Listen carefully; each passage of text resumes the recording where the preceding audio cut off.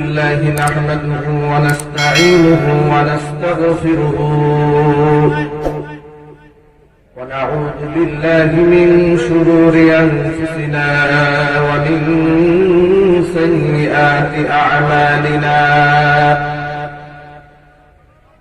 من يهده الله فلا مضل له ومن يضلله فلا هادي له ونشهد أن لا إله إلا الله وحده لا شريك له ونشهد أن سيدنا ونبينا وحبيبنا وشفيعنا ومولانا محمدا عبده ورسوله الذي أرسله بالحق بشيرا ونذيرا وداعيا إلى الله بإذنه وسراجا منيرا فقد قال الله تعالى في كلامه المجيد وفي فرقانه الحميد أعوذ بالله من الشيطان الرجيم بسم الله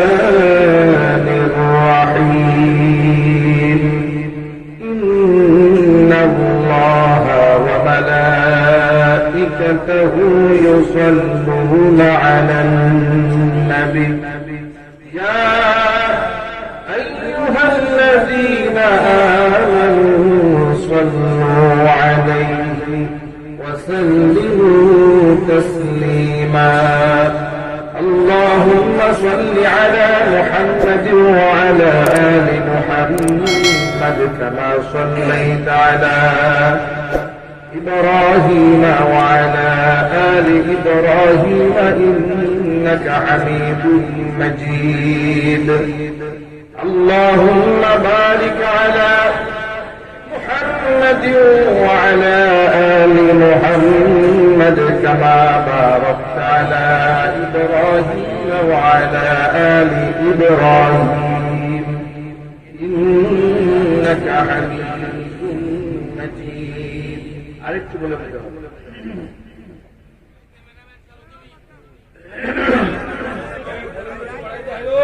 তুমি কত সুন্দর কি করে বুঝাই তুমি কত সুন্দর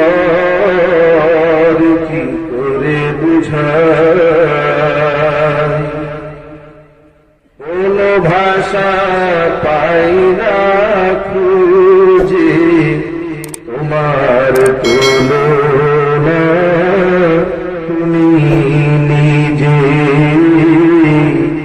তোমার তুলনা তুমি নিজে তুমি কত সুন্দর প্রভু কত সুন্দর কি করে বুঝাই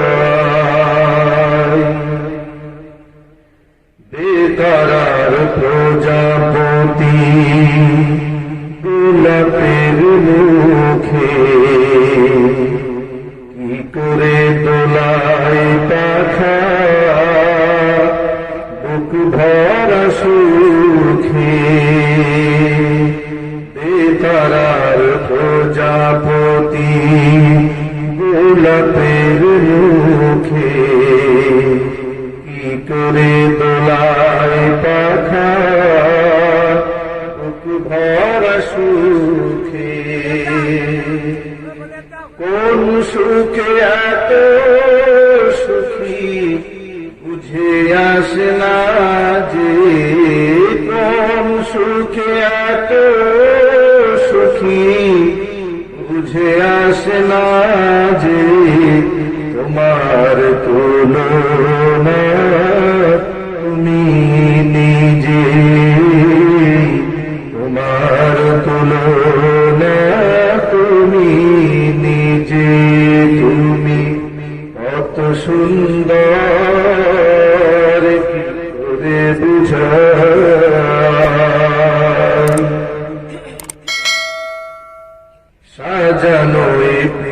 পৃথিবীকে এত মায়া লাগে,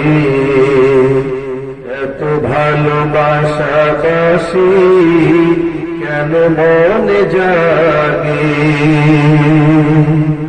সাজানো এ পৃথিবীকে এত মায়া লাগে, এত ভালোবাসা বাসি কেন মনে জাগে। আবার বিরহ ঝরে আখি ভিজে ভিজে, আবার বিরহ ঝরে আখি ভিজে ভিজে, তোমার তুলনা তুমি নিজে, তোমার তুলনা তুমি নিজে। তুমি কত সুন্দর কি করে বুঝাই। গভীর রজনী ভরা আকাশের তারা, তার প্রেমে জেগে জেগে হয় দিশেহারা। গভীর রজনী ভরা আকাশের তারা, তার প্রেমে জেগে জেগে হয় দিশেহারা। তোমার প্রেমের ভাব আর সহে না যে, তোমার প্রেমের ভাব আর সহে না যে, তোমার তুলনা তুমি নিজে, তোমার তুলনা তুমি নিজে। তুমি কত সুন্দর কি করে বুঝাই প্রভু, কত সুন্দর কি করে বুঝাই। কোন ভাষা পাই না খুঁজে, তোমার তুলনা তুমি নিজে, তোমার তুলনা তুমি নিজে, তোমার তুলনা তুমি নিজে।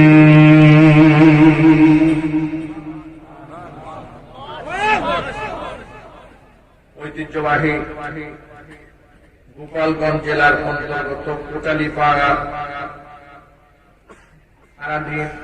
কোটালীপাড়ার প্রাচীনতম ঐতিহ্যবাহী খালেস দ্বীনি শিক্ষা প্রতিষ্ঠান জামিয়া ইসলামিয়া কুরতলা মাদ্রাসা ও এতিমখানা 2 দিনব্যাপী 63তম বার্ষিক ওয়াজ ও দোয়া মাহফিলের আজকের এই দ্বিতীয় দিবসের শেষ অধিবেশনে সম্মানিত সভাপতি শেখুল হাদিস হযরতুল আল্লামা মুফতি আব্দুল রউফ সাহেব ঢাকার, এছাড়া আমন্ত্রিত বিশেষ অতিথিবৃন্দ, হযরত উলামায়ে কেরাম, মুফতিয়ান ইজম, অত্র এলাকা এবং পার্শ্ববর্তী এলাকার বিভিন্ন প্রান্ত থেকে ছুটে আসা দিন দরদি, ঈমানদার, পরহেজগার, মুত্তাকি মুসলিম ভাইরা, পর্দার অন্তরালে আমাদের সকলের শ্রদ্ধা ভাজন পর্দানিশীন মা এবং বোনেরা, মহান আল্লাহ রাব্বুল আলামিনের দরবারে আলী শানে লাখো কোটি শুকরিয়া আদায় করছি যে মহান আল্লাহ রাব্বুল আলামিন উম্মার এই ক্লান্তি লগ্নে গোটা পৃথিবী যখন বৈশ্বিক মহামারী করোনার আতঙ্কে আতঙ্কগ্রস্ত, গোটা পৃথিবীর মধ্যে হীরার টুকরা দেশ বাংলাদেশের এই ছোট্ট ভূখণ্ডের মধ্যে আল্লাহ সুবহানাহু ওয়া তাআলা এই করোনাকালীন সময়েও আমাদেরকে সুস্থতার নিয়ামত দান করে রহমতের চাদরে ঢেকে কোরআন সুন্নাহর মাহফিলে এত সুন্দর আলোকিত অনুষ্ঠানে আমাদেরকে জমে বসে কোরআন সুন্নাহ থেকে আলোচনা করার শোনার সুব্যবস্থা আল্লাহ পাকই করে দিয়েছেন। এই জন্য আপনারা খুশি না বেজার? কম না বেশি?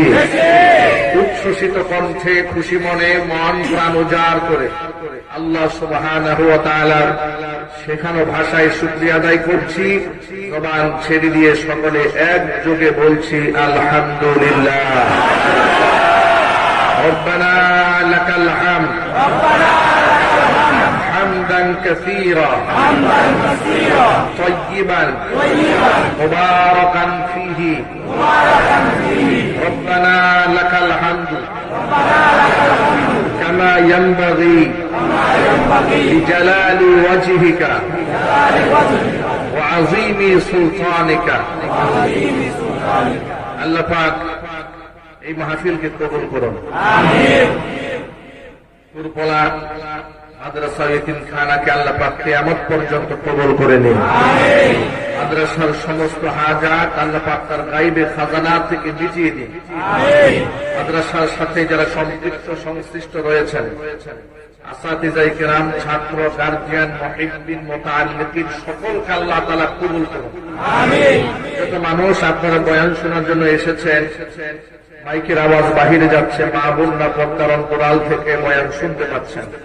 আজকের মাহফিলটি অত্র এলাকার সর্বস্তরের মানুষের হেদায়েতের জারিয়া হিসেবে আল্লাহ পাক কবুল করুন।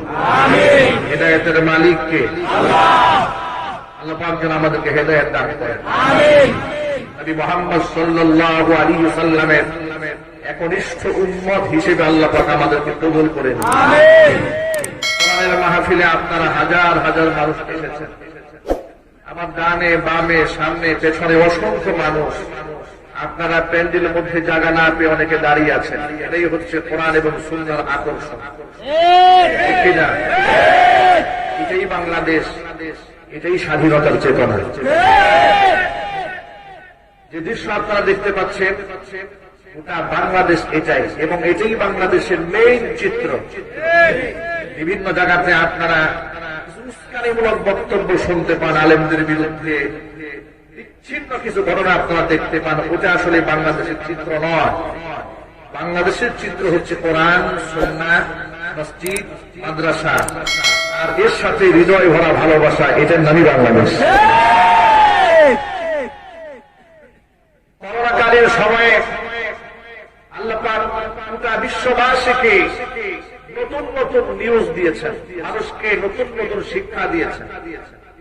অনেকেই শিক্ষা গ্রহণ করেছেন, অনেকেই শিক্ষা গ্রহণ করতে পারেন। কারণ সকলের চোখ থাকতেও সবাই দেখতে পায় না।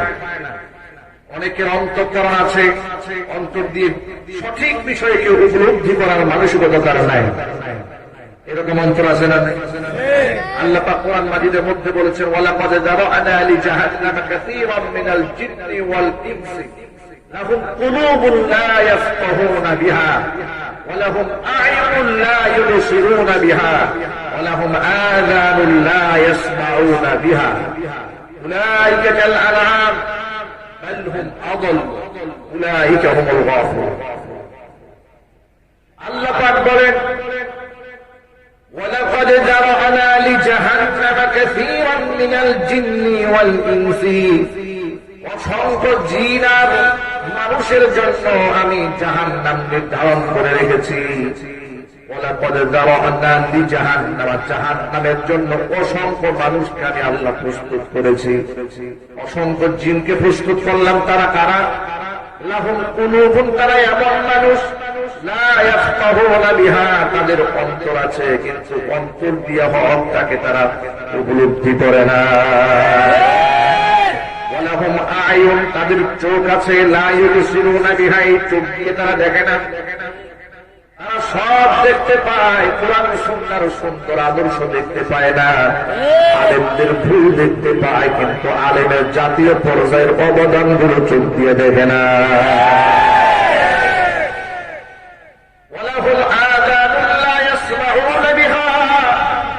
এদের কান রয়েছে, কান দিয়া সব শুনতে পায়, গান শুনে, আছে না? অশ্লীল কথাবার্তা শুনে, বাক্যালাপ শুনে, গীবত শুনে, শিকায়েত শুনে, কিন্তু হকের আওয়াজ কান দিয়ে শুনে না। কোরআনের মাহফিলেও আসে না, কোরআন তো শুনেই না, কোরআন শুনতেও চায় না। কোরআন যারা শোনাতে চান তাদেরকে বয়কট করার জন্য আন্দোলন চালায়। আল্লাহ পাক বলেন উলাইকা কাল আনআম, এই মানুষগুলা হচ্ছে চতুষ্পায়ী জানোয়ারের মতো। আরো এক ধাপ নামি আল্লাহ পাক বলেন না বালহুম আদাল্লু, এরা তো শুধু জানোয়ারের মতোই নয়, জানোয়ারের চেয়েও তারা অধম, তার চেয়েও নিকৃষ্ট। করোনাকালীন সময়ে আল্লাহ পাক আমাদেরকে অনেক কিছু দেখিয়েছেন, অনেক কিছু আল্লাহ পাক আমাদেরকে শিখিয়েছেন। করোনাকালীন সময়ে অনেক লোকেরা শুধু মসজিদের মধ্যে করোনা খুঁজত, ঠিক কিনা? বাজারেও করোনা খুঁজে না, অফিসেও খুঁজে না, আদালতেও খুঁজে না, খালি মসজিদের মধ্যে ক্যামেরা নিয়ে ঘুরে যে মসজিদের কতটুকু দূরত্বে দাঁড়িয়েছে মুসল্লিরা।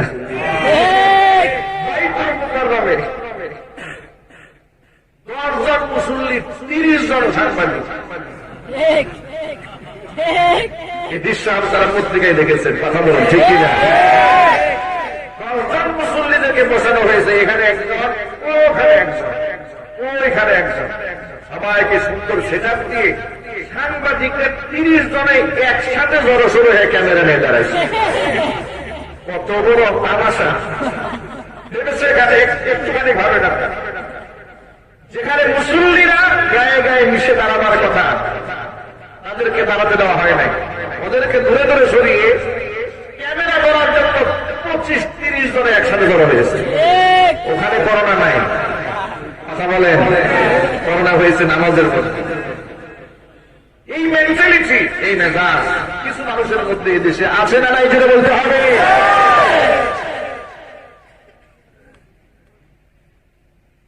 তারা শুধুমাত্র মসজিদের মধ্যে করোনা খুঁজেছে তাই নয়, জানাজার নামাজের মধ্যেও করোনা খুঁজেছে। জানাজার নামাজের মধ্যে বিনা ইলানে, বিনা নোটিশে অসংখ্য মানুষ যখন জমায়েত হয়েছে, তখন তারা সহ্য করতে পারে নাই।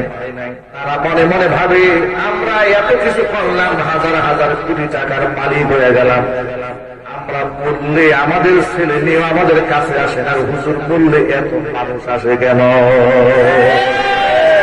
কথা বলেন ঠিক কিনা? আল্লাহ পাক দেখিয়েছেন, তাকায় আসল জনপ্রিয়তা কাকে বলে।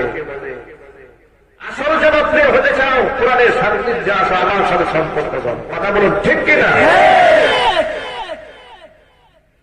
আল্লাহ পাক বলেন যারা ঈমান আনে, সৎকর্ম করে, তাদের প্রতি মানুষের ভালোবাসা মুখে থাকে না, অন্তরে পয়দা করে দেয় আমি আল্লাহ।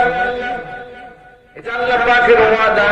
আল্লাহ পাক বলেন ইন্নাল্লাযীনা আমানু ওয়া আমিলুস সালিহাতি সায়াজআলু লাহুমুর রাহমানু উদ্দা, নিশ্চয়ই যারা ঈমান আনে ওয়া আমিলুস সালিহাত, আর যারা ভালো কাজ করে, সায়াজআলু লাহুমুর রাহমানু উদ্দা, আমি রহমান দয়াময় আল্লাহ সুবহানাহু ওয়া তাআলা তাদের জন্য মানুষের অন্তঃকরণে আমি মহব্বত পয়দা করে দিই। আপনারা শুনে অবাক হয়ে যাবেন, এই পৃথিবীর কোন বান্দাকে, কোন বান্দিকে আল্লাহ যখন ভালোবেসে ফেলেন, আল্লাহ পাক জিবরাইল আলাইহিস সালাতু ওয়াস সালামকে ডেকে বলেন, জিবরাইল শোনো, পৃথিবীর অমুকের ছেলে অমুককে আমি আল্লাহ ভালোবাসি। আল্লাহ যখন জিবরাইলকে কথা বলেন, এখন আপনারা বলেন আল্লাহ যদি কোনো বান্দাকে ভালোবেসে ফেলেন, জিবরাইলকে দুশমনে রাখবে? কথা বলেন। ফাআহাব্বা জিবরিল, জিবরিল আলাইহিস সালাতু ওয়াস সালাম তাকে ভালোবেসে ফেলেন। এই ভালোবাসাতে নিজের মধ্যে সীমাবদ্ধ রাখেন না, ফাআলানা ফিস সামা, আসমানের মধ্যে এলান করে ফেরেশতাদের মধ্যে বলে জানাও, ফেরেশতারা শোনো, জমিনের অমুক ব্যক্তিকে আল্লাহ পাক ভালোবাসেন, সুতরাং আমিও তাকে ভালোবাসি, তোমরাও তাকে ভালোবাসো। আসমানের সব ফেরেশতারা ওই বান্দাকে মহব্বত করে।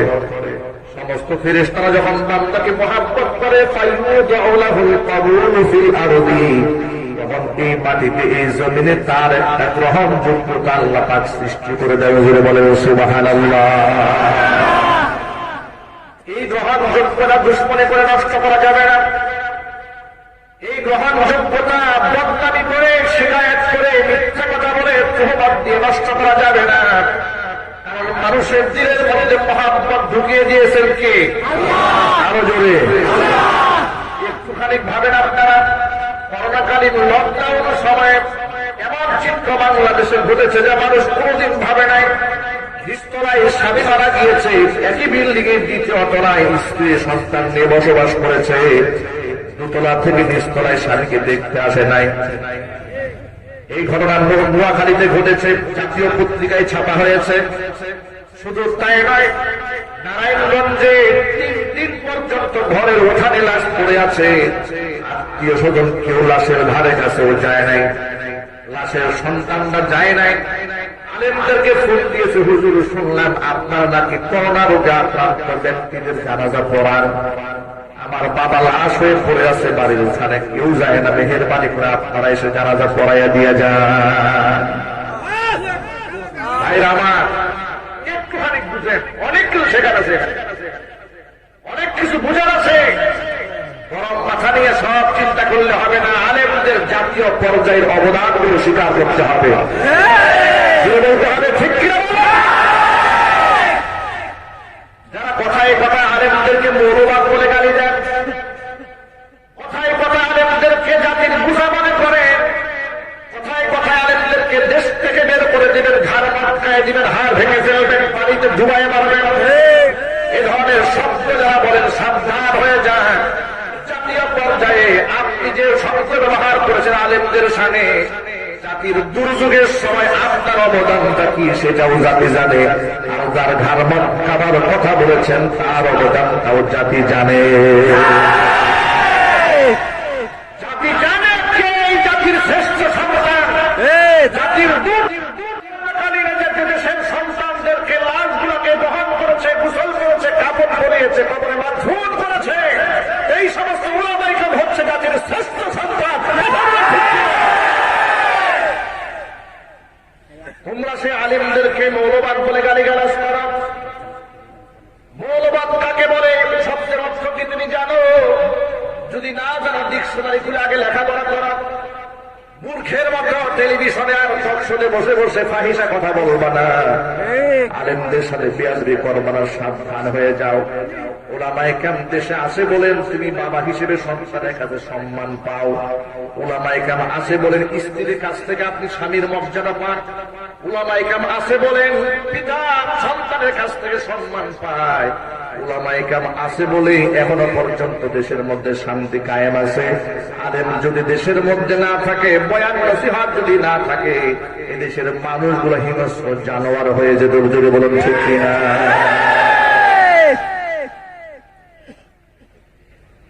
যে কথা বলতে চেয়েছিলাম, সেই কঠিন অবস্থায় যখন কেউ কারো কাছে যায় না, দেশের বড় বড় লিডাররা করে গিয়েছে, তারা তাদের নামে জিকির করতে করতে মুখের মধ্যে বিভিন্ন মঞ্চে ফেনা উঠায় ফেলে। করোনাকালীন সময়ে লিডার মারা যাওয়ার পরে ওই লোকটাও জানাজা পড়তে আসে নাই। কথা বলেন, কথা বললাম, 3 তারিখ সন সহ বলতে পারে যাদের নাম ধরে ধরে তোমরা জিকির করেছো, তারা মৃত্যুবরণ করার পরে লাশটা ধরবে দূরের কথা, যারা যার মধ্যে সামিল হতে আসো নাই তোমরা। আরেকজন আলেম যখন ইন্তেকাল করলেন, আল্লামা জুবাইর আহমদ আনসারী রহমাতুল্লাহি আলাইহি মারা গেলেন।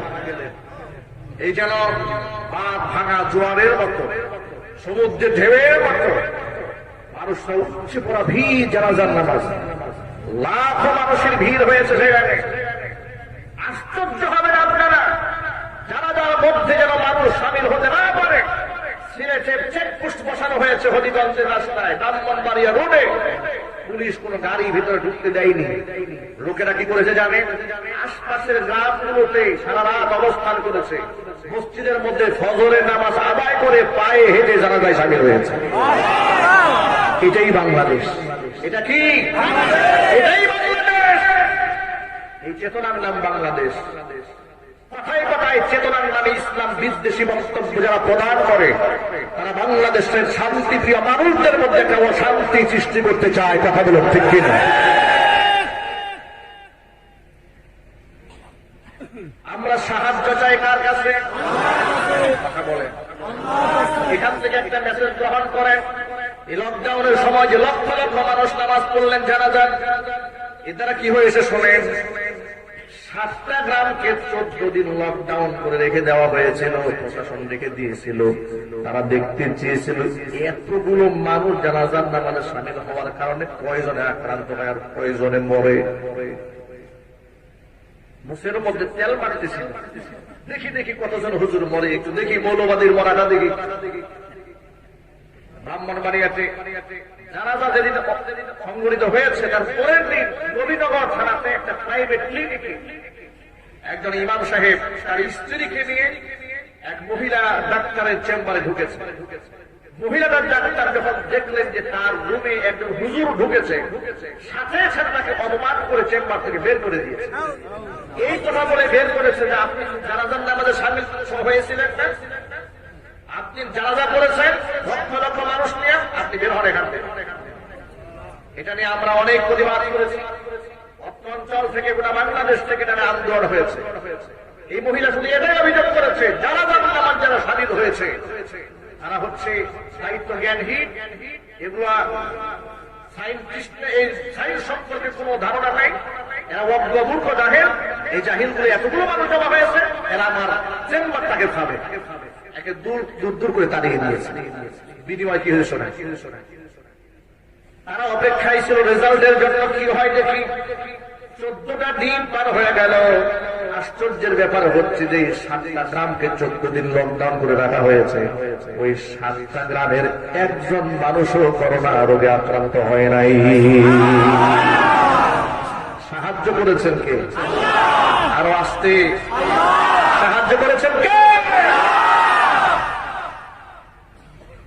সারা বাংলাদেশ যখন স্কুল কলেজ বিশ্ববিদ্যালয়গুলো বন্ধ করে দেওয়া হলো, অফিস আদালত বন্ধ করে দেওয়া হয়েছে, দেশের উলামায়ে কেরাম সরকারের সাথে পরামর্শের ভিত্তিতে স্বরাষ্ট্রমন্ত্রীর সাথে পরামর্শ যোগ সাজস করে দেশের হিফজখানাগুলো সরকার চালু করে দিয়েছে।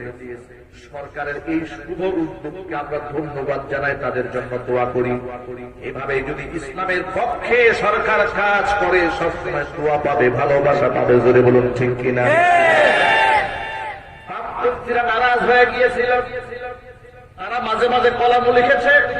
মাদ্রাসার মধ্যে ছোট্ট ছোট্ট ছেলে মেয়েরা লেখাপড়া করে, এদেরকে মাদ্রাসাগুলো খুলে দেওয়া হয়েছে। লকডাউনের সময় গোটা দেশের মধ্যে এরাই তো করোনা দিয়ে ভরে ফেলবে, দেশের মধ্যে ভাইরাস ছড়ায় যাবে।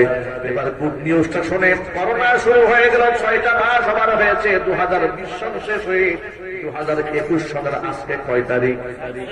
6 তারিখ। মজার ব্যাপার হচ্ছে জাতির সকল মানুষের জন্য সর্বশ্রেষ্ঠ গুড নিউজ হচ্ছে 2020 সনে একজন মাদ্রাসার ছাত্র, একজন শিক্ষক, একজন ছাত্রী এই রোগে আক্রান্ত হয় নাই। আল্লাহু আকবার। এজন্য আমি আমার ভাষায় বলি, মসজিদের ইমাম আক্রান্ত হলেন না, মুয়াজ্জিন আক্রান্ত হন নাই। মাদ্রাসার মধ্যে লক্ষ লক্ষ ছাত্র লেখাপড়া করেছে, আক্রান্ত হয় নাই। কারণটা শোনেন, তারা তো মাস্ক পরে নাই, হ্যান্ড স্যানিটাইজার তারা ব্যবহার করে নাই, নিরাপদ দূরত্ব তারা বজায় রাখে নাই, সোশ্যাল ডিস্টেন্স বজায় রাখলো না। তাহলে তারা এই রোগ থেকে বাঁচলেন কিভাবে? এই রোগ থেকে সাহায্য প্রাপ্ত কেমনে হলেন শোনেন। হিফজখানার মধ্যে ছাত্ররা 24টা ঘন্টার মধ্যে 16 থেকে 18 ঘন্টা পর্যন্ত আল্লাহ পাকের কোরআন তেলাওয়াতে রত থাকে। জোরে বলুন ঠিক কিনা? শুধুমাত্র গোসল খাওয়া আর ঘুম বাদ দিয়ে, টয়লেটে যাওয়া বাদ দিয়ে পুরো সময়টার মধ্যে তারা কোরআন তেলাওয়াত করে। কোরআন তেলাওয়াত করা মানে হচ্ছে আল্লাহর সাথে কথা বলা। আর কোরআন তেলাওয়াত না পাক লোকেরা করতে পারে না। ওযু গোসল করে পবিত্র হয়ে কোরআন তেলাওয়াত করতে হয়। যারা কোরআনের সাথে সম্পৃক্ত হয়েছে, আল্লাহ সুবহানাহু ওয়া তাআলা গজব থেকে নিরাপত্তার চাদরে তাদেরকে ঢেকে নিয়েছে। জোরে বলেন সুবহানাল্লাহ। এখান থেকে এই শিক্ষা আমরা গ্রহণ করতে পারি। সাহায্য যদি আমরা আল্লাহর কাছে চাই, তাহলে এই দেশটা করোনা থেকে বাঁচবে। আল্লাহর কাছে সাহায্য আছে, মাস্ক পরেন, গ্লাভস পরেন, হ্যান্ড স্যানিটাইজার ব্যবহার করেন, সোশ্যাল ডিস্টেন্স যত আপনি বজায় রাখেন না কেন ফায়দা হবে না। শুধুমাত্র মাস্ক পরে যদি করোনা থেকে বাঁচা যেত তাহলে দেশের মন্ত্রী মিনিস্টাররা করোনায় আক্রান্ত হয়ে মরত না। শুধুমাত্র মাস্ক পরে যদি বাঁচা যেত ডোনাল্ড ট্রাম্প করোনা রোগে আক্রান্ত হতো না। জোরে বলেন ঠিক কিনা? ডোনাল্ড ট্রাম্প কি জানাজা করতো? মসজিদে আসতো ঘন ঘন, তাহলে আক্রান্ত হলো কেন? এর মানে আমাদের ইমানকে মজবুত করতে হবে। কাফের বেঈমান আমাদেরকে শিখিয়েছে রোগ একজনের গা থেকে আরেকজনে যায়, আর মুসলমান এটা স্বীকার করে নিয়েছে। ও মুসলমানেরা, এই করোনাকালীন সময়ে সূক্ষ্মভাবে আমাদের ইমানকে হরণ করা হয়েছে, আমাদের বিশ্বাসের মধ্যে শিরিক ঢুকাইয়ে দেওয়া হয়েছে। আজকে এখান থেকে তওবা করতে হবে, আমার বিশ্বাসকে পরিষ্কার করে দিতে হবে। আমার আল্লাহ নবী জীবনে একটা মিথ্যা শব্দ উচ্চারণ করেন নাই। ১,৫০০ বছর আগে নবী করিম সাল্লাল্লাহু আলাইহি সাল্লাম বলেছেন, লা আদওয়া, ইসলামের সংক্রামক ব্যাধি বলতে কোনো রোগ নাই। জোরে বলেন সুবহানাল্লাহ। আমি যদি আপনাদের কাছে জানতে চাই যে আমার নবী কি মিথ্যা কথা বলেছেন, জবাবটা এইভাবে দিলেন আপনারা। আমার রাসূল কি মিথ্যা কথা বলেছেন, অবৈজ্ঞানিক কথা বলেছেন, অসত্য কথা বলেছেন? সাহাবায়ে কেরাম জিজ্ঞেস করলেন, নবীজি আপনি বললেন রোগের নিজস্ব ক্ষমতা নাই, একজনের গা থেকে আরেকজনের গায়ে শীত হতে পারে না, কিন্তু আমরা তো দেখতে পাই ১০০ উট যদি কোনো পালের মধ্যে থাকে আর সেখানে একটা উটের গায়ে যদি জারিবা হয়, কুজলি পাঁচটা দেখা যায়, অন্যান্য উটগুলাকে আক্রান্ত করে দেয়। তাহলে কি এর দ্বারা প্রমাণ হয় না যে রোগের সংক্রামক হয়? আল্লাহ নবী সাল্লাল্লাহু আলাইহি সাল্লাম সাহাবীদের আকীদা পরিষ্কার করার জন্য বললেন, ফামান আদাল আউয়াল, তোমরা যদি এই বক্তব্য দিয়ে থাকো যে রোগ একজনের গা থেকে আরেকজনের গা শিফট হয়েছে, তাহলে তোমরা এবার জবাব দিয়ে বলো, প্রথম যে উটটা রোগে আক্রান্ত হয়েছে সেটা কোন জায়গা থেকে আক্রান্ত হলো? কথা বলুন ঠিক কিনা? আকীদা পরিষ্কার হয়ে গেল। রোগ আল্লাহর পক্ষ থেকে আসে, সুস্থতা আল্লাহর পক্ষ থেকে আসে। এই জন্য মুমিনদের হতাশ হওয়ার, নিরাশ হওয়ার কোনো কারণ নাই। তবে আমি এই কথা দ্বারা এটা বুঝাতে চাই না তাহলে কি নামাজ রোজা হজ যাকাত করলে যদি আদায় করে তাহলে তার করোনা হতে পারে না? অবশ্যই হতে পারে, কিন্তু আমি তো এতেও ভয় পাই না। তার কারণটা শুনেন। কারণ হলো আবার নবীজি আমাকে জানিয়ে দিয়েছেন, কোন ইমানদার যদি মহামারীতে আক্রান্ত হয়ে মারা যায় আল্লাহ পাক তাকে শাহাদাতের মর্যাদা নসিব করে দেয়। আমার তো খুয়াবার কিছু নাই, আমার তো হারাবার কিছু নাই। ইমানদার যদি সুস্থ হয় নিয়ামতের শুকরিয়া আদায় করবে, আর ইমানদার অসুস্থ হয়ে গেলে সবর করবে, ধৈর্য ধারণ করবে। ইমানদার রোগ ব্যাধি হলে ভয় পাবেন না। জ্বর হলে, কাশি হলে, ঠান্ডা হলে, ক্যান্সার হলে আল্লাহকে গালমন্দ করবেন না। অনেক লোকেরা বলে, হুজুর এত নামাজ পড়ি, এত রোজা করি, এত সত্য কথা বলি, যত মুসিবত আর বালা মুসিবত সব আমার কাঁধেই চাপে, আল্লাহকে আমাকে পছন্দ করে না। ওই যে পাশের বাড়ির বেটা সুদ খায়, ঘুষ খায়, মিথ্যা কথা বলে, ওর ব্যবসায় কত উন্নতি, প্রত্যেক বছর বিল্ডিং এর একটা করে ছাদ বানায়, আছে না নাই? আরো জোরে। জবরদখল করে একজনকে হত্যা করে গলি দখল করে এমন লোক আছে, তারা বলে আল্লাহ আমারে খুব ভালোবাসে, আছে না নাই? জোরে। আল্লাহ আমাকে খুব পছন্দ করে। পছন্দ যদি না করে এত টাকার মালিক হলাম কেন, বিল্ডিং এর মালিক হলাম কেন? সকল ভাইদের জন্য এই কথাটা এর সাথে শোনেন। ১,৫০০ বছর আগে নবী করিম সাল্লাল্লাহু আলাইহি ওয়াসাল্লাম বলেছেন, মান আরাদাল্লাহু বিখাইরিন, আল্লাহ যার কল্যাণ চান, আল্লাহ সুবহানাহু ওয়া তাআলা ফাআজ্জালা লাহুল উকুবাতা ফিদ দুনিয়া, দুনিয়াতে মানবীয় ত্রুটি বিচ্যুতি যা বান্দা করেছে, যত মানুষ এখানে এসছে না, আপনারা বলেন আমাদের জীবনে গুনাহ আছে না? নাকি ফেরেশতা কেউ আছে? ৭০-৮০ রাকাত নফল নামাজ পড়েন, দুই আমার যারা বসে নাই। জাতীয় বড় বড় বুজুর্গ ইদারিং পাওয়া যাচ্ছে, জাতীয় বড় বড় বুজুর্গ প্রতিদিন ৭০-৮০ রাকাত নফল নামাজ পড়ে, তাহাজ্জুদের নামাজ পড়ে, আবার মাঝে মাঝে গভীর বদন পিঠে ড্রাম বাজিয়ে বাজিয়ে তাহাজ্জুদে যান। সুযোগ পেলে আবার পূজাও করে। এরকম বুজুর্গ দেশে ইদারিং দেখা যাচ্ছে কিনা? আরো জোরে বলতে হবে, আছে না? আর আলেমদেরকে হুমকি ধামকি দিয়ে কথা বলে, কোন কাজের ভাষায়? সন্ত্রাসীদের ভাষায়। ভাইরা, আলেমরা কি সন্ত্রাসী? আলেমরা কি গুন্ডা? তাহলে আপনারা গুন্ডার ভাষায় কথা বলেন কেন? আলেমদের সাথে বেয়াদবিমূলক শব্দ বলেন কেন? আমরা প্রতিবাদ করলে আমাদের ব্যাপারে বলে যে আমরা উস্কানিমূলক কথা বলি। আমরা কি উস্কানিমূলক কথা বলি?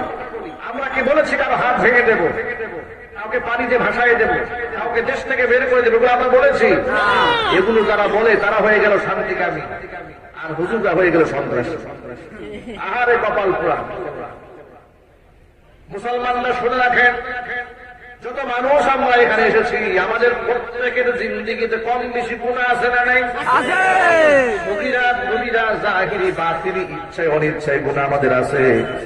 একমাত্র নবীদের কোনো গুনাহ ছিল না, নবীগণ ছিলেন বেগুনাহ মাসুম। জোরে বলেন সুবহানাল্লাহ। নবীদেরকে সাহায্য করেছেন কে? বেগুনাহ মাসুম রেখেছেন কে? একটা দলিল আপনাদের সামনে আমি পেশ করি।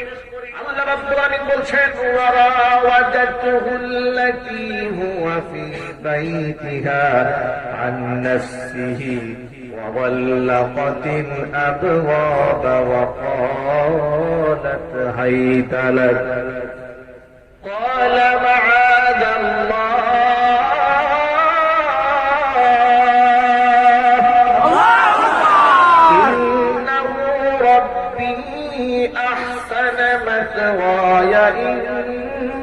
إنه لا يفلح الظالمون।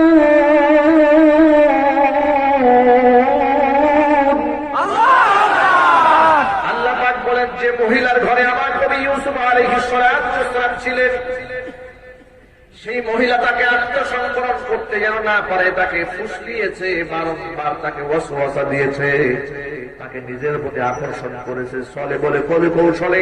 কোনোভাবেই যখন পারেনি, তখন সে একটা কৌশল অবলম্বন করলো।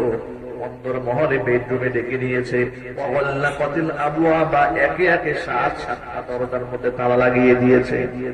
ওয়াল্লাকাতিল আবওয়াব, যৌন উত্তেজক পোশাক পরে আমার নবী ইউসুফকে একজন জওয়ান, একজন নিষ্পাপ নবীকে ডেকে বলেছে, হাই তালাক ইউসুফ, আমার কাছে আসো।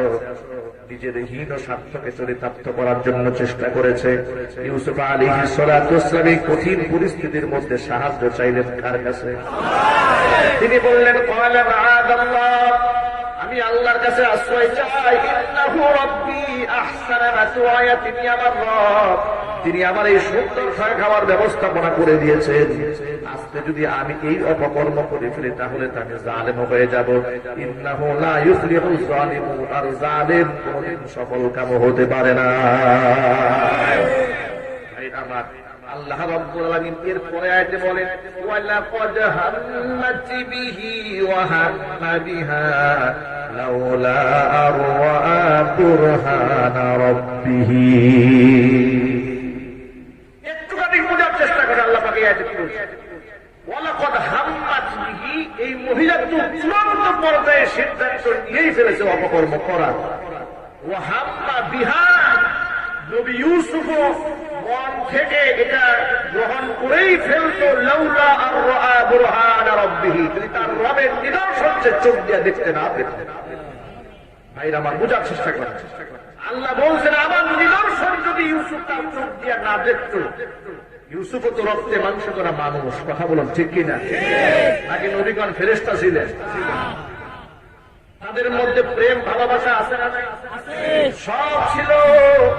আল্লাহ পাক তাদেরকে নিয়ন্ত্রণ করার ক্ষমতা দিয়েছিলেন, সাহায্যকে করেছেন।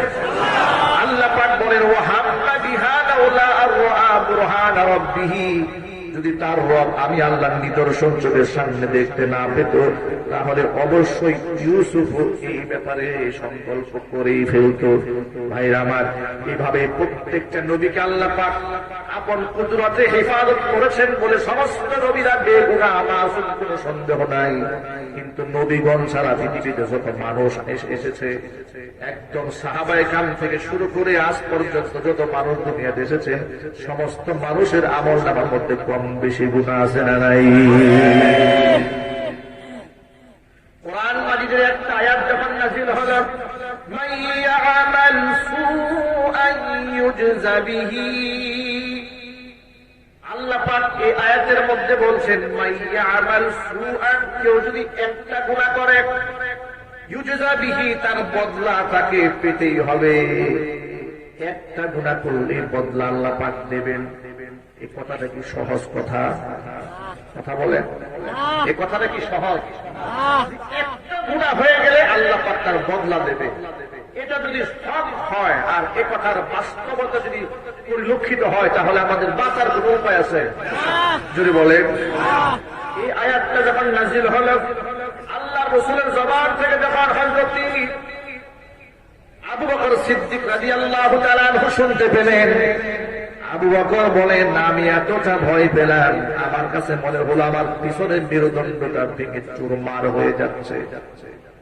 আমি আর সহ্য করতে না পেরে পুরি পুরি দিয়ে দাঁড়ালাম।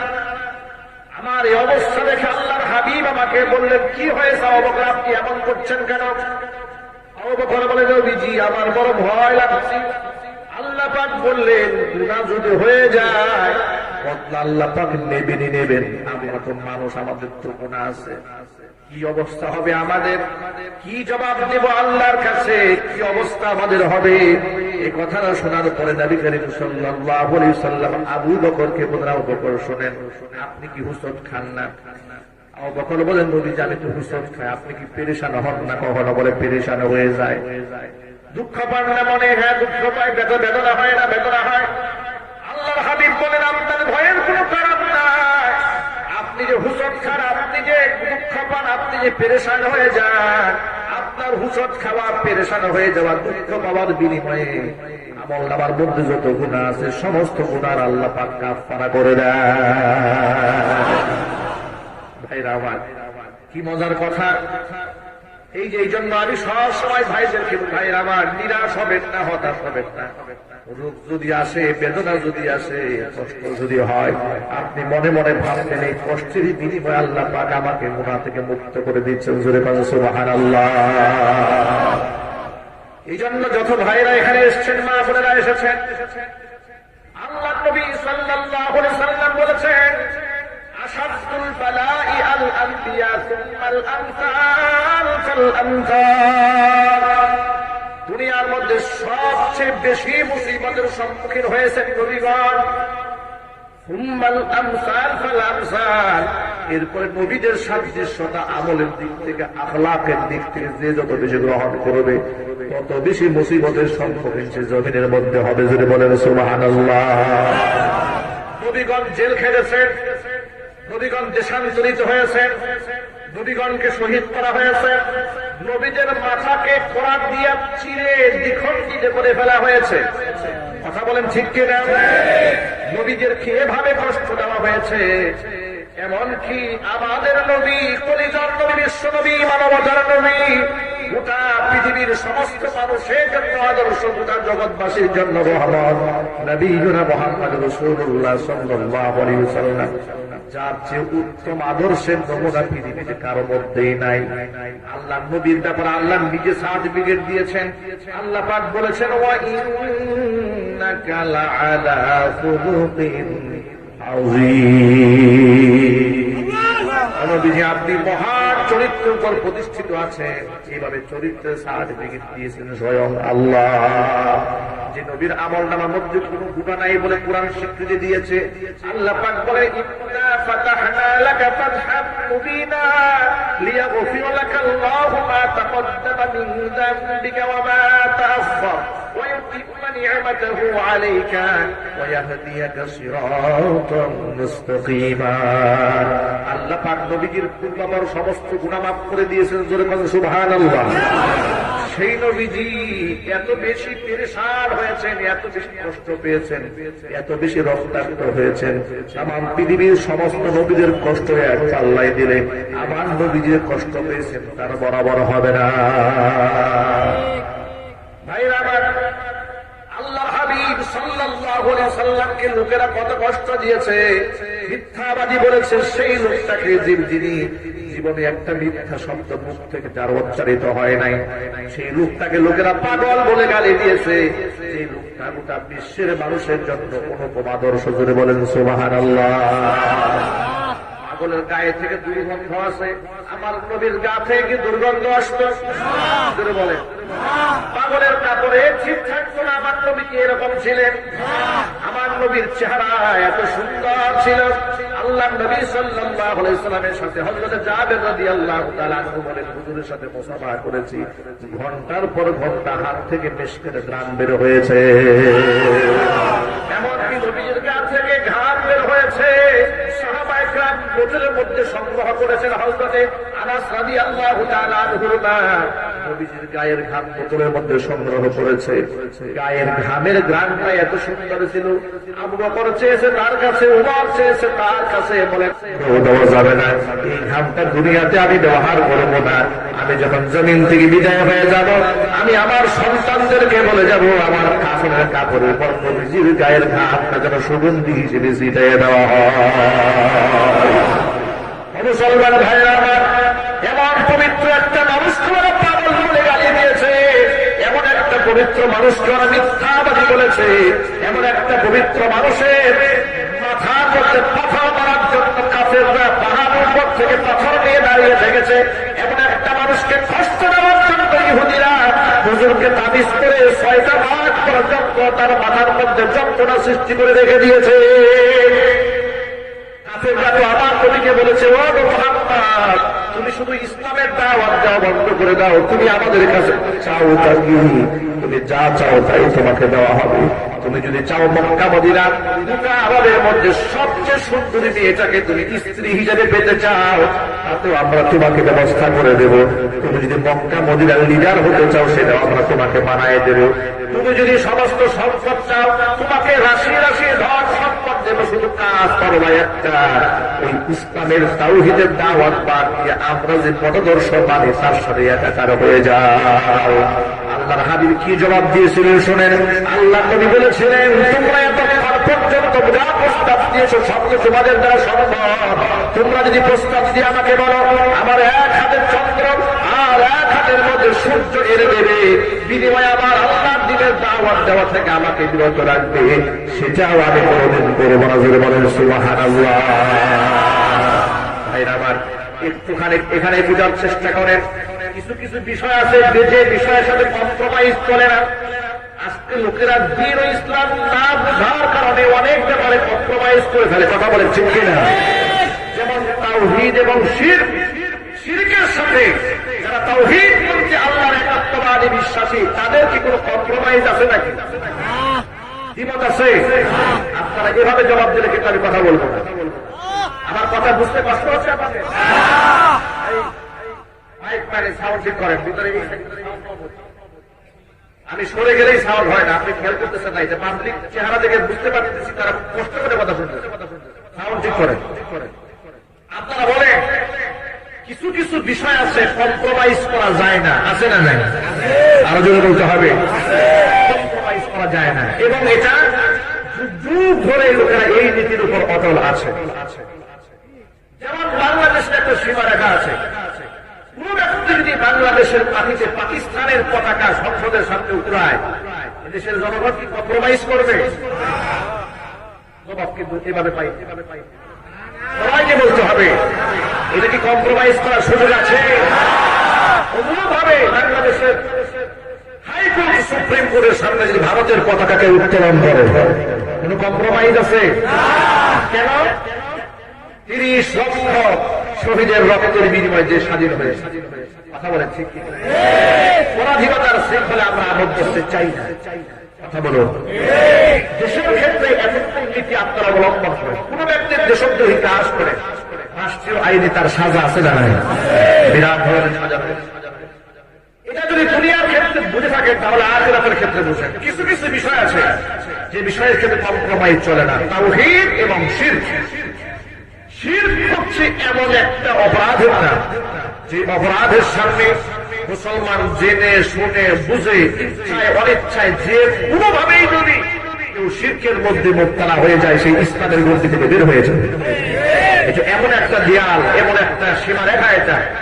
এই জন্য তাওহীদের সাথে শিরকের দূরত্ব তেমন রাতের আধার আর দিনের আলোর সাথে দূরত্ব যেমন।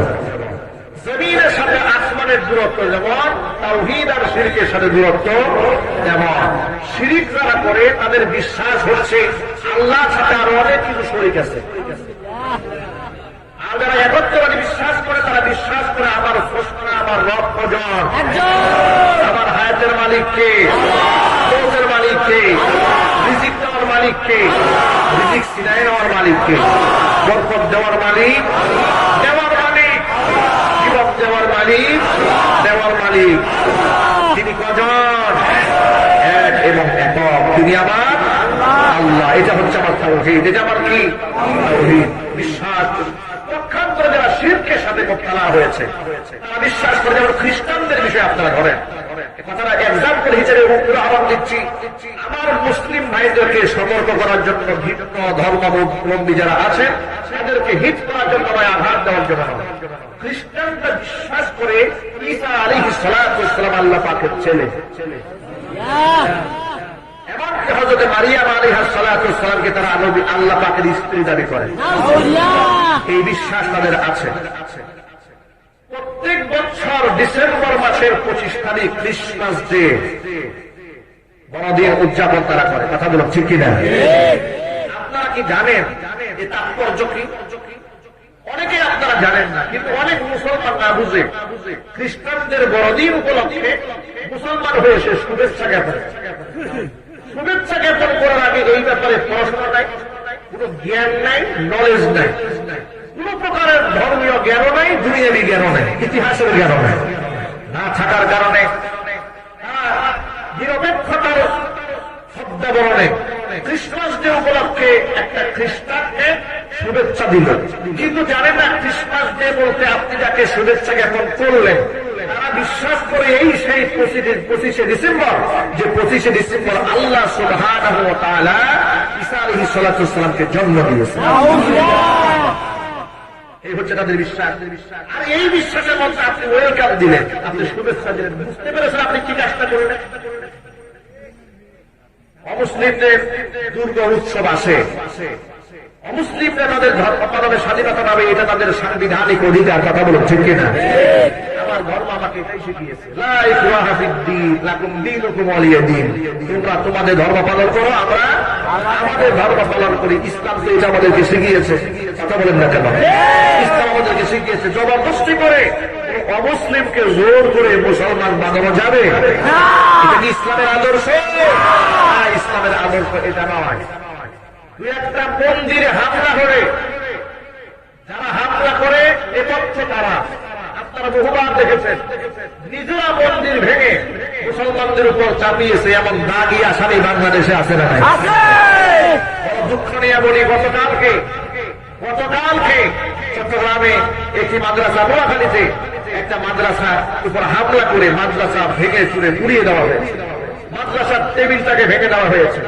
এখন আমরা তোমাদের মতো বলতে পারি দেশের মধ্যে সাম্প্রদায়িক দাঙ্গা শুরু হয়ে গেছে।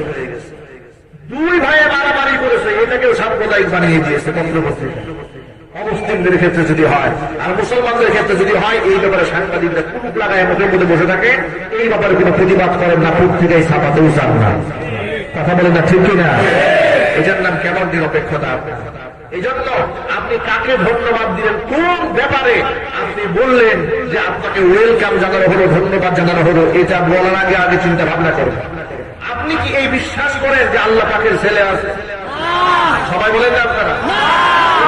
যদি কোনো মুসলমান করে তার ইমান থাকবে? এবার আপনারাই বলেন ৩৩ কোটি দেবতায় কি মুসলমান বিশ্বাস করে? গুরুকে মুসলমান কি ভগবান মনে করে? দেবতা মনে করে? তাহলে গরুর পূজার ক্ষেত্রে আপনি শুভেচ্ছা দেন, দুর্গা পূজার ক্ষেত্রে আপনি যদি শুভেচ্ছা দেন, তো আপনার মধ্যে বিশ্বকে মধ্যে পার্থক্য থাকলে কোথায়?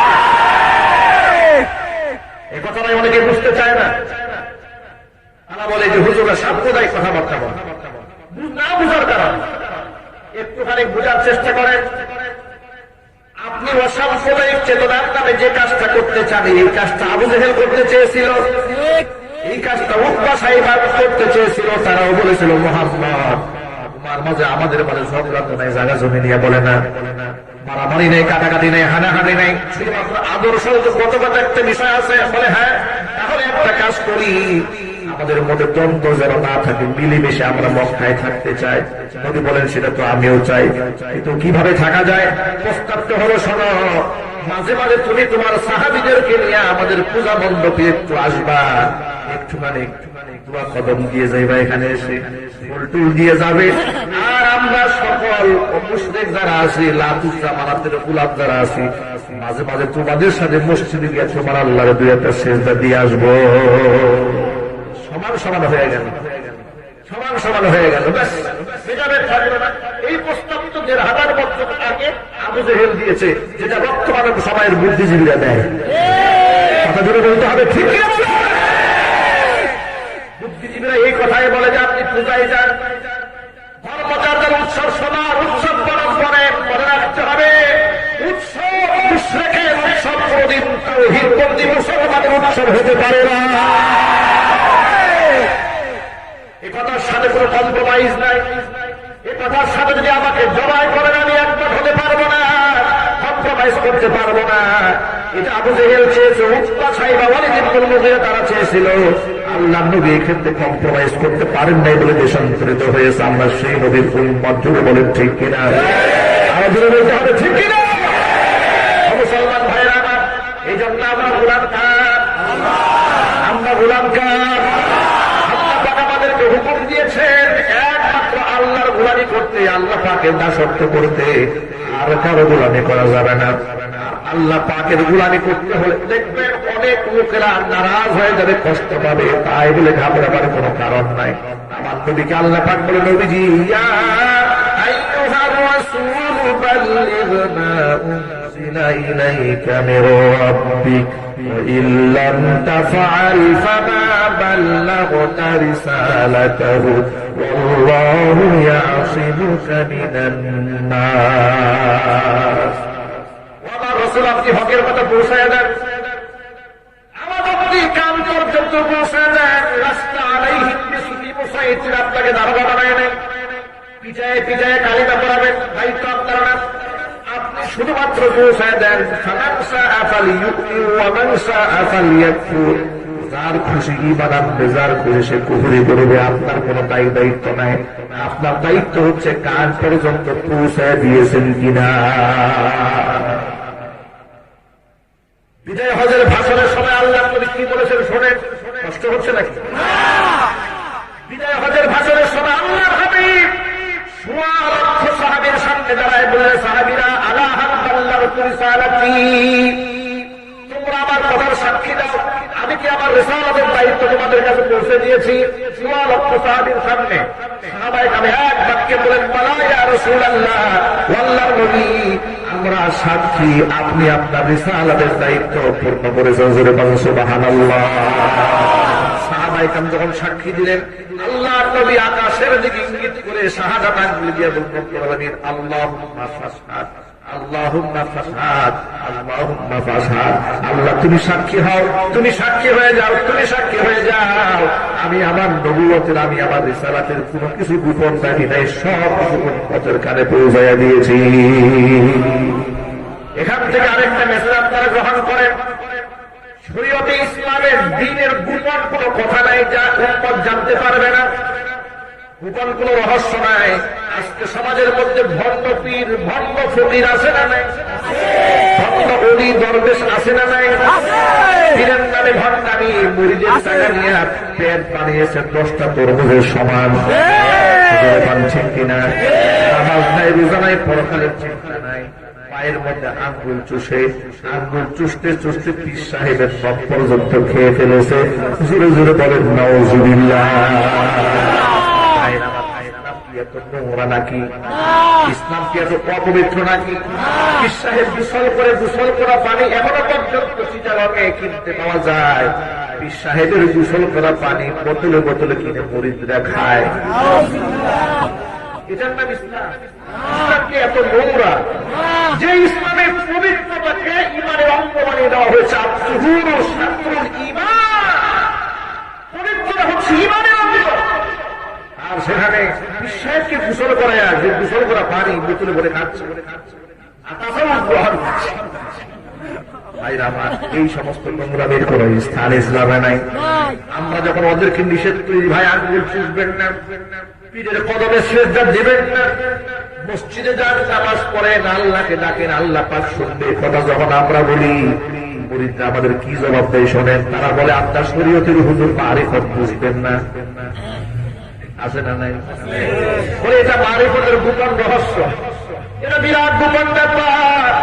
30,000 জাহিরি কালামার 60,000 বাতিল। এটা গোপন ব্যাপার, গোপন কথা সবাই জানে না, এটা মারিফতের হুজুররা জানে।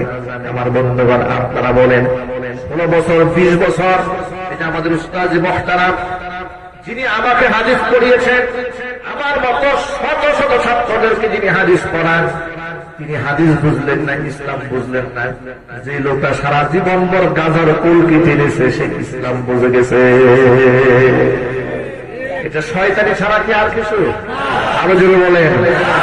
কয়েকদিন আগে এক মালহন বিদায় হয়েছে বাংলাদেশের মাটি থেকে, গোটা দেশবাসীকে জ্বালিয়ে খেয়েছে। ব্যাপারে আমরা বয়ান করতে করতে ক্লান্ত হয়ে গিয়েছিলাম। এই শয়তান করে যাওয়ার পরে আর ছেলে লাইভে এসে ভিডিও বার্তা দিয়েছে, যারা বলবে বাবা মারা গেছে তারা ইমান নষ্ট হয়ে যাবে। বাবা মারা গেছে বলা যাবে না, বাবা আল্লাহর সান্নিধ্যে আছে। তিনি হচ্ছেন সেই পীর, যেই পীর আল্লাহর ব্যাপারে বলেছে, আমার সন্তান যখন হারায় গেল ইরাকে, কুতুবুল আকতাবকে আল্লাহর কাছে পাঠাইলাম, আল্লাহর কাছে খবর নেওয়ার জন্য সন্তানটা আছে কোথায়। কুতুবুল আকতাব আল্লাহর কাছে গিয়ে দেখে আল্লাহ নিজে আবার সন্তানকে পেরেশান। কুতুবুল আকতাব গিয়ে দেখে আল্লাহ এর সন্তান নিয়ে পেরেশান হয়ে গেছে। ভাইরা আমার, এ সমস্ত কথা যারা বলে, যারা বলেছে, তারা মুসলমানরা বেঈমান। তাদের ঈমান কি আছে? এমন বক্তব্য দিয়েছে, ফাতেমাতুজ জাহরা রাদিয়াল্লাহু তাআলা আনহা নাকি তার স্ত্রী ছিল। এরকম কুফরি বক্তব্য একটা কাফেরের জবান থেকে বের হয়, শয়তানের জবান থেকে বের হয়েছে, দাজ্জালের জবান থেকে বের হয়েছে। কোনো ইমানদারের মুখ থেকে এমন নাপাক কথা বের হতে পারে না। কথা বলেন ঠিক কিনা?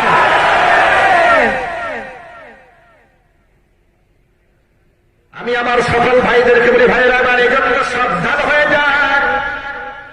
আমরা কার? আল্লাহ পাকের গোলামের মধ্যে আছে শান্তি, তার মধ্যে রয়েছে স্বস্তি, তার মধ্যে রয়েছে নিরাপত্তা, তার মধ্যে রয়েছে পবিত্রতা। দোয়া করতে হবে আল্লাহ পাকের কাছে। আল্লাহর কাছে সবচেয়ে পছন্দের আমলটা কি আপনি জানেন? আল্লাহর কাছে বান্দার পক্ষ থেকে সবচাইতে পছন্দের আমল হচ্ছে বান্দার সিজদা। এটা আল্লাহ খুব পছন্দ করেন। কোরআন পানিতে আল্লাহ পাক রাসূলকে বলেছেন, ওয়াসজুদ ওয়াক্তারিব, নবী আপনি সিজদা দেন আর আমার কাছে চলে আসেন। যে ব্যক্তি আল্লাহকে সিজদা দেয় সে আল্লাহর কাছে চলে যায়। চিল্লা করে আল্লাহু আকবার। সিজদা দেব কাকে? আল্লাহকে। এই জন্য গোপন রহস্য বলতে কিছু, ইসলামের গোপন বলতে কিছু নাই। আমার যেই নবী তার রাতের আমল দিনের আমল সম্পর্কে স্ত্রীদের মাধ্যমে প্রকাশ করে দিয়েছে, আয়েশা রাদিয়াল্লাহু তাআলা আনহা বলেছেন, একদম পারিবারিক নিজের একান্ত সাক্ষাতের সময়ে স্বামী স্ত্রীর সম্পর্ক কেমন হওয়া দরকার সে কথা যদি সাহাবায়ে কেরামদেরকে আয়েশা শিখাই গিয়ে থাকেন, এত বড় ইবাদত আল্লাহর ওলি মারা গেলে কি করতে হবে সেটা বোধহয় ইসলামে থাকবে না। থাকবে কিনা? কথা বলেন, থাকবে কিনা? সুতরাং সাহায্য চাইব কার কাছে? আজকে আমরা এই কোরআনের মাহফিল থেকে এই মেসেজ নিয়ে আমরা উঠতে চাই। করোনা এসেছে, করোনা আমাদেরকে অনেক কিছু শিখিয়েছে, আমরা শিখতে পারি নাই। কথা বলেন, করোনা আমাদেরকে শিখিয়েছে সাহায্যের মালিক, সুস্থতা দেওয়ার মালিক। বিপদ মুসিবত আসলে এই মুসলমানদের ভয় পাওয়ার কোন কারণ আছে?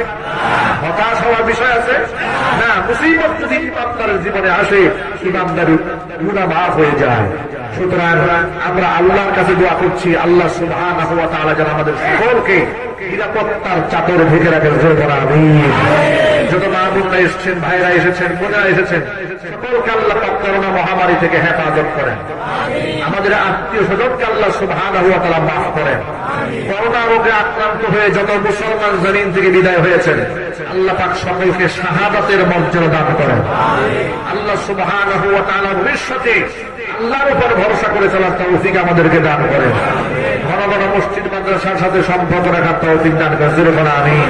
প্রিয় ভাইরা আমার, মুনাজাতের আগে আমি আপনাদেরকে এলান শোনায় দিয়ে যাই। গত বছর আপনারা শুনেছিলেন যে আমার লিখিত একটা বই বের হয়েছে বাজারে।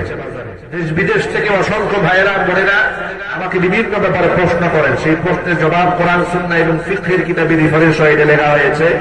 স্টেজে বেশ কিছু কপি আছে আর গাড়িতে আছে, পেছনে স্টেজে পেছনে গাড়ি রয়েছে। যদি সুযোগ হয় আপনারা এই কিতাবটি মা বোনদের জন্য, নিজেদের জন্য আপনারা গ্রহণ করতে পারেন। আল্লাহ সুবহানাহু ওয়া তাআলা উম্মার হিদায়াতের জন্য বইটিকে কবুল করুন। জোরে বলেন আল্লাহুম্মা আমিন। সকলে আপনারা ইস্তিগফার করুন। আস্তাগফিরুল্লাহ আস্তাগফিরুল্লাহ রাব্বি মিন কুল্লি যামবি ওয়া আতুবু ইলাইহি ওয়া লা হাওলা ওয়া লা কুওয়াতা ইল্লা বিল্লাহিল আলিয়্যিল আযীম। তাহলে যেন শুরুতেই গজল গেয়ে ফেলেছে। কথা ক্লিয়ার না, কোনো ভেজাল আছে?